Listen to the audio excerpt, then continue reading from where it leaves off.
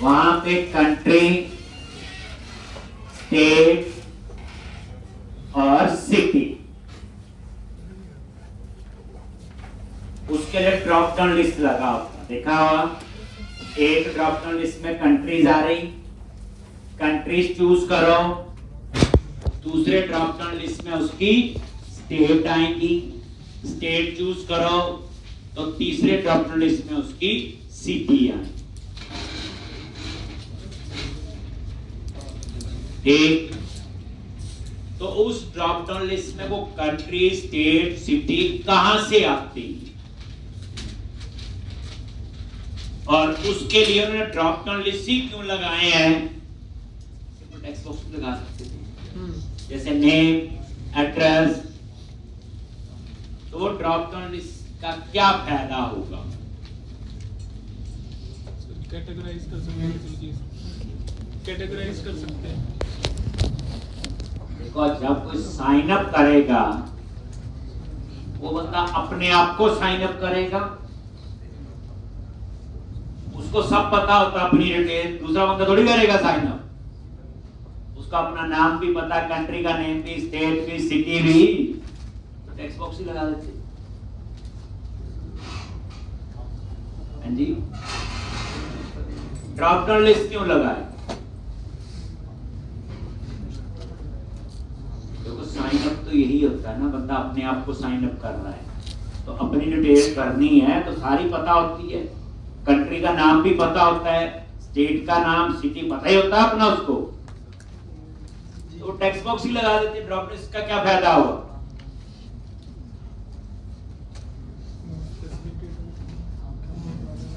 तो याद रखना, अब खेल है डेटा का, डेटा प्रॉपर होना चाहिए। एक,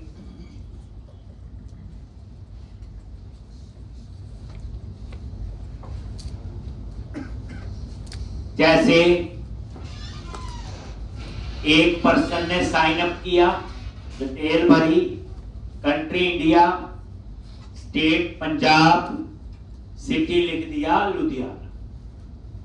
एक और पर्सन आया, डिटेल भरी, कंट्री इंडिया, स्टेट पंजाब की जगह लिख दिया पीबी डॉट, शॉर्ट में चलता है। ठीक, और सिटी लुधियाना लिखना था, एलडीएच लिख दिया शॉर्ट में। ऐसे कोई और आया, उसने कंट्री चूज की, इंडिया लिख दिया, स्टेट पंजाब पूरा लिख दिया, सिटी अमृतसर लिखना था, एसआर लिख दिया शॉर्ट में, चलता है। अब होगा क्या, कल को उनको सर्च करना है कि लुधियाना से कितने लोगों ने रजिस्टर किया, तो कंप्यूटर को नहीं पता कि एलडीएच भी लुधियाना ही होता है, या पंजाब से कितने लोगों ने रजिस्टर किया, कंप्यूटर को नहीं पता कि टीवी भी पंजाब ही है, कंप्यूटर को तो नहीं पता, सेम है भाई। तो इसलिए डाटा गलत एंटर ना हो, डुप्लीकेसी हो गई ना, लुधियाना भी लुधियाना, एलडीएच भी लुधियाना, पंजाब भी पंजाब, पीवी डॉट भी पंजाब। एक, तो गलत डेटा एंटर ना हो उसके लिए आप लोग क्या लगाते हो, ड्रॉप डाउन लिस्ट। अब मैं आपको वही डाटाबेस बनवाऊंगा, जैसे आप एक वेबसाइट में रजिस्टर कर रहे हो तो कौन कौन से टेबल बन सकते हैं। अब इस डाटाबेस में डाटाबेस नॉर्मलाइज होना चाहिए। नॉर्मलाइजेशन पढ़ी हुई है, जो भी कंप्यूटर बैकग्राउंड से पढ़ी तो पक्का है, मुकर नहीं सकते। एक, अगर डाटाबेस नॉर्मलाइज नहीं है वो प्रोजेक्ट कभी भी सक्सेसफुली कंप्लीट नहीं हो सकता। आप बताओ किस किसने नॉर्मलाइजेशन पढ़ी, पढ़ी तो सबने, पेपर भी दिया होगा। नॉर्मलाइजेशन एक ऐसा टॉपिक है बच्चे, 100 बुक्स से पढ़ लो फिर भी समझ नहीं आता। कुछ चीजें काम करके आती हैं, फर्क के साथ नहीं आती। अब जिन्होंने पढ़ा हुआ, ठीक, जिन्होंने अगर पढ़ा है तो उसमें क्या पढ़ा, ठीक, प्राइमरी की, ठीक, जैसे पढ़ा होगा कि नॉर्मलाइजेशन में फर्स्ट फॉर्म होती, सेकंड फॉर्म होती, थर्ड फॉर्म, ऐसा पढ़ा हुआ।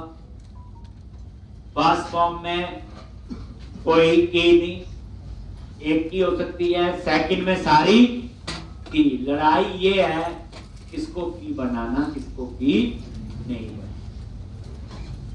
की बोले किसको प्राइमरी की बनाना, किसको फॉरेन की बनाना, क्योंकि उसमें तो यही बताया गया ना, की हो सकती हैं, कम हो सकती हैं, सारी की हो सकती हैं, लेकिन की किसको बनाना, किसको की नहीं बनाना, ये तो हमें प्रोजेक्ट रिक्वायरमेंट के हिसाब से ही सोचना होता है।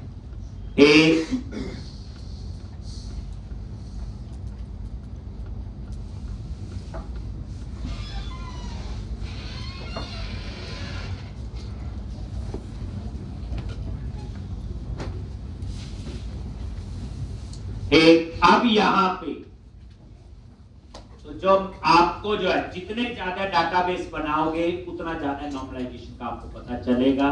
इसलिए सिंपल पढ़ने से तो कोई फायदा नहीं। दो सिंपल डाटाबेस मैं बनवाऊंगा अभी, आज और नेक्स्ट लेक्चर में। उसके बाद जब प्रोजेक्ट बनाएंगे 3-4 तब बनाएंगे तो कुछ ना कुछ इंप्रूवमेंट तो होगी। तो अभी जो मैं आपको डाटाबेस बना रहा हूं, जैसे किसी वेबसाइट में रजिस्टर करते हो तो कौन कौन से टेबल बन सकते हैं। तो सबसे पहला टेबल आप बनाएंगे टीबी कंट्री। नेम देखो, TB stands for table, CNT for country. और यहां पहला कॉलम ले लिया country code, data type in, और इसको बना दो प्राइमरी की। दूसरा है कंट्री का नेम और ये varchar 50। एक ये कंट्री टेबल है,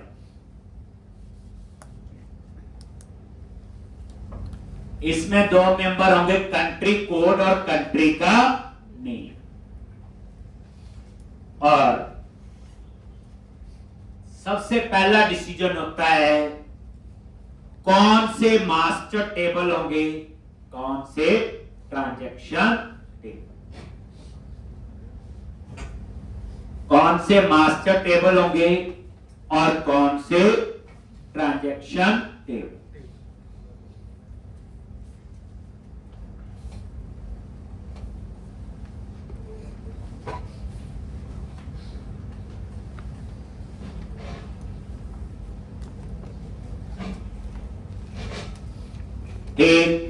मास्टर टेबल कौन से होंगे और ट्रांजैक्शन टेबल कौन से।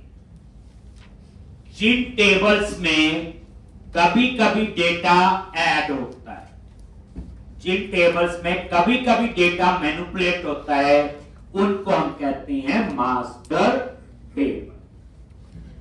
जैसे ये कंट्री टेबल है, इसमें सारी कंट्रीज एक बार डाल दी, नई कंट्री कब बनेगी कुछ नहीं पता, बनने को 2 दिन बाद, बनने को 200 साल बाद बने। कोई कंट्री का नाम चेंज होगा, होने को 10 दिन बाद हो, होने को 10 साल बाद हो। तो जिन टेबल्स में कभी कभी डेटा मैनिपुलेट करते हैं उनको हम क्या कहते हैं, मास्टर टेबल। जब भी प्रोजेक्ट शुरू करना है बच्चे, सबसे पहला डिसीजन होता है कि आपके प्रोजेक्ट में कौन कौन से मास्टर टेबल होंगे।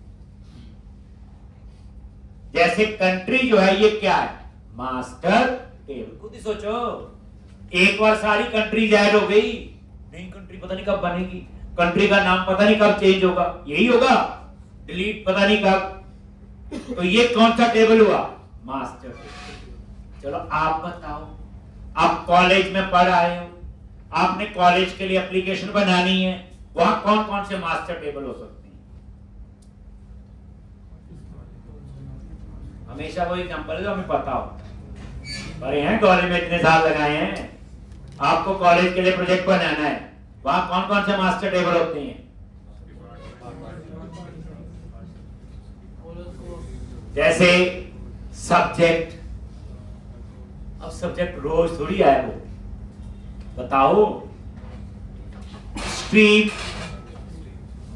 एक मान लो किसी के पास 10 स्ट्रीम है, 11वीं पता नहीं कब आएगी, कोई हटेगी कब, तो क्या टेबल होगा?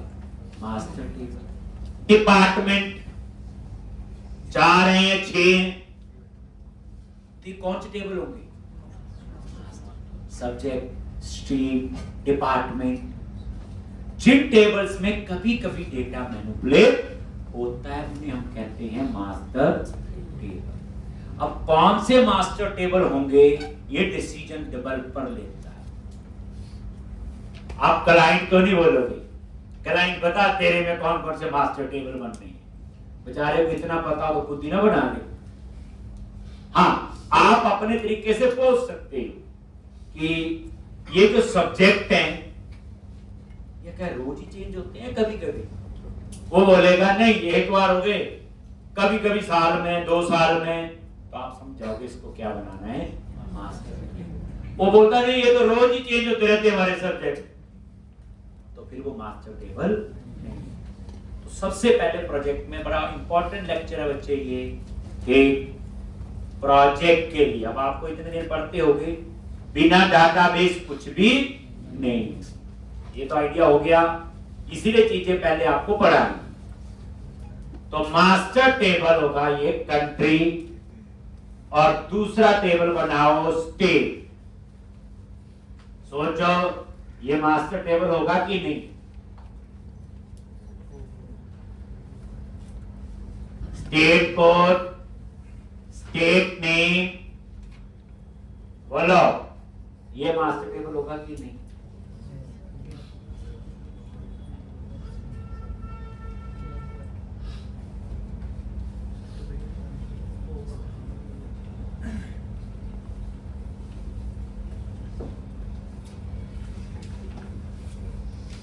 होगा मास्टर टेबल की नहीं? तो ये जो है मास्टर टेबल, खुद ही सोचो इंडिया में कितनी स्टेट है, कल को नई स्टेट कब बनेंगी कब नहीं बनेंगी कुछ नहीं पता, यूएस में कितनी स्टेट है, ठीक। तो इसलिए स्टेट वाला टेबल भी क्या होगा आपका? Master table. समझा गए? सोचो ना। लेकिन ये स्टेट किसी कंट्री के साथ एसोसिएट है। अब ये स्टेट कोड और स्टेट नेम कहां पता चलेगा ये स्टेट कौन सी कंट्री की है? इंडिया की है, यूएस की है, यूके की, कहां की है? तो उसके लिए एक कॉलम और होगा, that is state country code.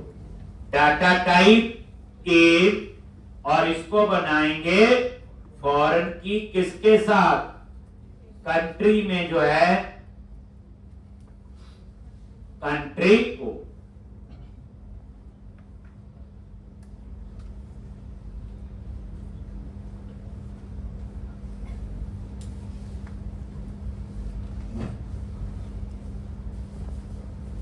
ठीक, लॉज। मेरा क्वेश्चन है, अगर ये फॉर्म की ना बनाए तो क्या प्रॉब्लम आएगी? सर हमें डेटा को 2 बार, मतलब उसके लिए भी हमें एक अलग से टेबल बनाना पड़ेगा। फॉर एग्जांपल जैसे टेबल स्टूडेंट है, उसके अंदर हमें फिर से कंट्री का अलग से एक ड्रॉप डाउन बनाना पड़ेगा। हम सिंपल ऐसे इंटीजर ले लें तो नहीं चलेगा।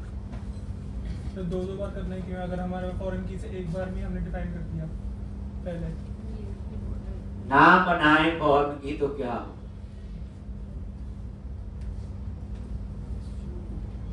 बनाने की सबको डेफिनेशन पता है। फॉर्म की बनाने से 2 टेबल में आपकी एक और रिलेशन बन जाता है, एक और डुप्लीकेसी नहीं होती डाटा की। वो तो आपने अच्छी बात बता दी, ना बनाए तो क्या होगा।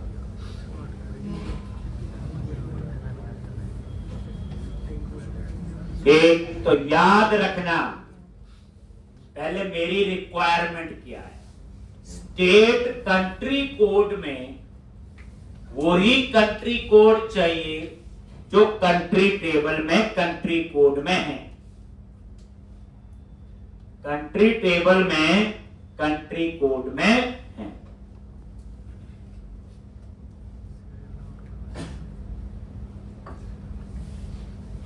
मतलब यह है कि स्टेट कंट्री कोड, इसमें वही कंट्री कोड चाहिए जो कंट्री वाले टेबल में है। मान लो अभी आपने 5 कंट्रीज ऐड की और उनका कोड होगा 1 2 3 4 5। मैं चाहता हूं स्टेट कंट्री कोड में या 1 एंटर हो, या 2 या 3 या 4 या 5। अगर मैं लिखूं 6 7 8 तो वो मुझे एरर दे दे। क्या दे दे मुझे? वो एरर दे दे। तो इसके लिए मुझे इसके ऊपर कोई कंस्ट्रेंट अप्लाई करना पड़ेगा, और उसके लिए कंस्ट्रेंट है आपका फॉरेन की। अगर मैं फॉरेन की ना बनाऊं तो यहां कंट्री कोड 6 भी एंटर हो जाएगा, 7 भी 8 भी, और सारा डेटा गलत हो गया। जो कंट्री है ही नहीं तो उसमें स्टेट कहां से? क्या हो गया? गलत डेटा हो गया। डुप्लीकेसी तो बात की बात है। तो मेरे को एक ऐसा कंस्ट्रेंट लगाना है स्टेट कंट्री कोड में वही कंट्री कोड एक्सेप्ट हो जो कंट्री टेबल में है। उसके अलावा कोई कंट्री कोड डाले तो वो मुझे एरर दे। तो उसके लिए हमें फॉरेन की कंस्ट्रेंट है जो हम इस पे अप्लाई करें। फॉरेन की values must match with the primary की वैल्यू। फॉरेन की values must match with the primary. बच्चे समझ नहीं है जी, सीधी डेफिनेशन का कोई फायदा नहीं जब तक आपको एक्चुअल में ही समझ नहीं आता है। हम कोई भी चीज बैठते हैं, व्हाट इज दिस, तो वहां अंग्रेजी की लिखी होती 5-7 लाइनें, हम समझ लेते हैं, बताते भी रहते यही होता है, उसका कोई फायदा नहीं। प्रोग्रामिंग में आप बच्चे रिवर्स इंजीनियरिंग पढ़ो, बताइए आपको उल्टा, अगर ये काम ऐसे ना करें तो क्या होगा, करें वो तो आपने पढ़ लिया, तो आपको सही आंसर टेक्निकल मिल जाता है। तो अगर फॉर्म की नहीं बनाओगे तो गलत डेटा एंटर होगा। तो फॉर्म की बनाने का ये फायदा है कि फॉर्म की value must match with the primary. इसको हम लोग रेफरेंशियल इंटीग्रिटी भी बोलते हैं। क्या बोलते हैं इसको? Referential integrity. ठीक,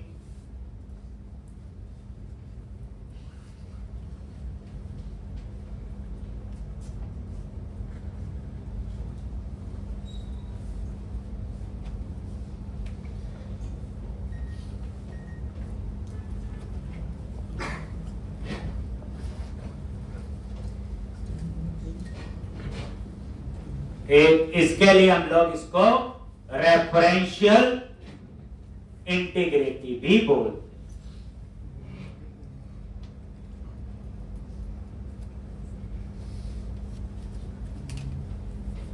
हैं।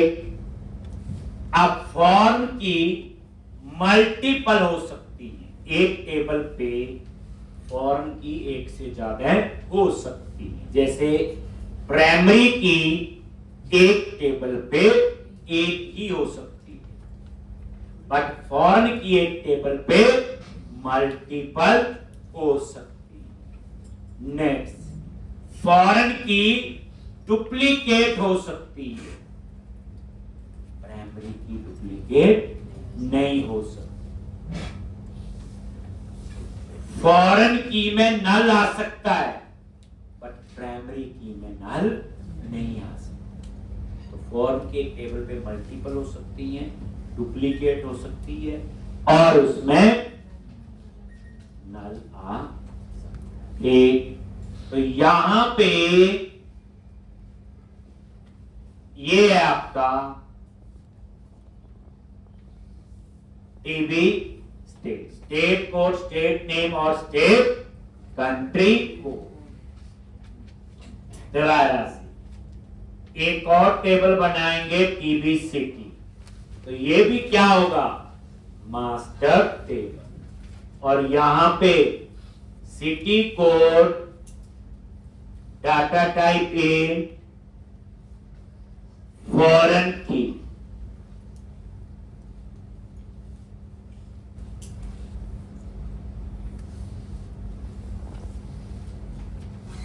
सिटी नेम, और यहां पे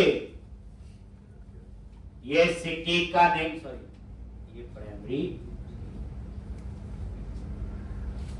ये भी आपका क्या होगा, मास्टर टेबल। आप देखो, जो एक बार सिटी बन गई, नई सिटी पता नहीं कब बनेगी, बट ये सिटी किसी स्टेट के अंडर है। किसके अंडर है, स्टेट। तो इसकी क्या बनाओगे, फॉरेन की, किसके साथ, टीबी स्टेट और स्टेट